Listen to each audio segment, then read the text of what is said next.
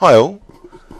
I had an interesting game last night. I think the instructive theme will be reducing the bias of loving risk, and so I do love to play some risky lines. I did originally switch from the Sicilian Sveshnikov to the French defence, but I'm managing to find lots of very sharp, interesting ideas within the French, and last night was no exception. So away against Royston, who were the league champions last year in the Hertfordshire League, I was up against Hutchinson's black on board 3. He kicked off with e4.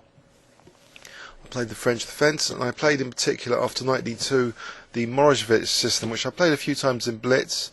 So instead of knight c6 or some other Watson's dangerous weapons, I kind of like this waiting move because I feel it's got the stumbling element. If white plays knight f3, they're blocking in the f pawn. So he did actually play knight gf3, blocking in this f pawn.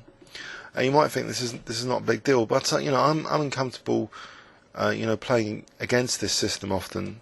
So with black, I'm just tempting white's centre forward, and now playing the thematic c5. So bishop d3 knight c6, and he castles. And I don't know if this is preparation. He was playing these moves quite quick, and I did play this system at the British Championship with the crazy move that I played next. So maybe he hadn't prepared for me.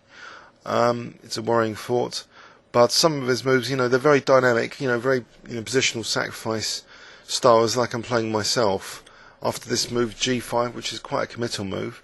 But I don't think it's total rubbish, because I have looked it up after some games of blitz on the ICC, and there's some interesting manoeuvres like knight f8 to g6. So this bishop can at least come to d7 later, and the queen can go somewhere. Then you can have the option sometimes of castling queenside. So that's all fine and dandy. Now, what's the worst case scenario with this sort of plan? One worst case scenario is somehow the queenside being stopped as a safe haven for the king. So maybe this would be an area of weaknesses. Also, if g5 was used as a sort of way of ripping open the f file. So there's two aspects to this plan. White ripping open the f file and stopping black from castling. So basically the king would have a difficult time.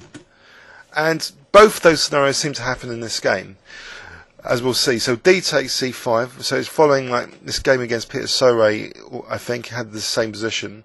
But in that game, I think I might have played knight c5. I played here bishop takes c5.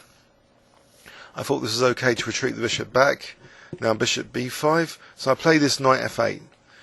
So I was reasonably happy so far, but a bit concerned actually about c4, to be honest. c4, maybe I just take though, and that should be okay if the queens come off. He loses quite a bit of his initiative.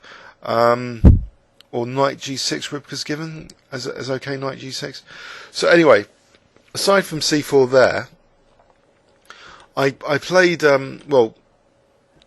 he played knight fd4, so he's unblocking the pawn. He's about to wrench open the f file. I thought, no reason to panic yet. Bishop d7, so f4 happens. So I take on f4. And now, he plays a kind of positional sack, starting with giving up the light square bishop, because it gains a bit of time to keep this knight on d4. It's also provoking black later, so he took on c6. And now queen f3, so I protect the pawn, to force bishop f4, so he's blocking the queen from f7 for the moment. So I play queen c7 here. And now I do feel this is such good play from white. Rook ac1. So with the idea of sacking a whole piece now, because he obviously after c5 he doesn't want to retreat knight e2, because then like bishop c6, and I'm totally comfortable. I've got the g file. g2 is going to be a nightmare. Knight h4s, I can just castle queenside and rip them apart on the g file. So that wasn't his intention. Sorry. So c5, he just plays c4, sacking a whole piece, and it is really dangerous. And I was quite concerned by this. But I did see that I had knight h4 as a resource, so that if nothing else, when cd and d6 happens, the queen is not hitting my rook on a8. So in this position, what else is there to do? So knight h4. So the queen actually went back to f2. So I took my piece. I know it's greedy. I'm asking for it again with black, and against the league champions Royston, who won the league last year. So c takes d5, queen b6. But I am piece up. I know it's greedy, but I'm a piece up. So d6, bishop d8. But Rybka has this as better for white. But something strange happens here. After queen b6, which it didn't think was that good, it was actually looking at queen b7 as well, with the idea of coordinating on g2. Well, there's certain strange things about this, that after queen b6, although d6 is given for white at depth 12, it seems the evaluation's shifting after this natural bishop d8 move. So, maybe it thinks, oh, it's not actually that brilliant for white. Because maybe, this g-file, for instance, g-file pressure is useful. And there's other mechanisms, like being able to take on d4 if the rook wasn't there, and then bishop b6 as a skewer. So it's not all, without resource for black. And my opponent played another very, energetic move. He played bishop e3, so he's threatening mate in 1. So I can't take that bishop. But what I can do, which is apparently a good move, according to Rybka, is like f5. So I'm disrupting, again, the queen from the f-file. And, he takes on f6. I think other things, I've got queen b7. So say, say bishop takes d4, there's queen b7. And here, it might be okay. So say knight c5, queen d5. Knight takes, now rook g8. So I can get some coordination on g2. And I might end up better there. So he's got to be careful about this. So basically, he didn't want to take like that, and if he takes with the knight, then again, rook g8 seems good here. Okay, so what is going on here? Maybe this skewer is coming in mind. So knight takes f5.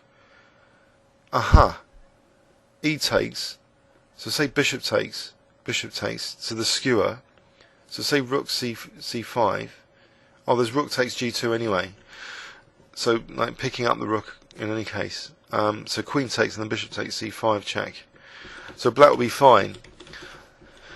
So he took en passant, basically, after this f5. By the way, the reason I'm a bit tired, I didn't really sleep that well. I usually sleep badly after a loss, but it was just a bit too razor sharp in this game. And also my 8th win in the season. I haven't had a season like this before, where I've had 8 straight wins. It's most unusual, and this seems to be very fortunate at one point, as we're going to see. So e takes f6. I mean, I'm on a razor edge here because he's sacking this bishop to pick up h4 to threaten like things like f7, and blow me to bits, or queen h5s. So I take anyway on e3, and I did miscalculate here. I thought e2 was going to be really good. But I had the wrong reasons. Yeah, it's easy to find by accident a great move. It's the reasons behind it, the follow-up, which is the key thing. So if your follow-up's correct, it means you've done all the correct analysis. So it's no big deal if you accidentally find a move. So here, e2 check. Although it doesn't, win a rook because he's got rook f2, I thought queen e3 was going to be good because I was covering h6. So if check, I move my king, and he hasn't got the h6 square if my queen's on e3. There's a big problem with this, which I miscalculate here, basically. And I had some regrets about not considering, in that position, rook f8. And it turns out, rook f8's a lot better, actually, but for the wrong reasons that I actually originally considered. Before I confuse you totally, let's just look at the queen e3 line. I'm trying to be coherent, but as I say, I haven't had a great quality sleep. So queen e3. Okay, I'm attacking the rook. I'm threatening e1. So he plays, rook e1, and I thought this was a good move.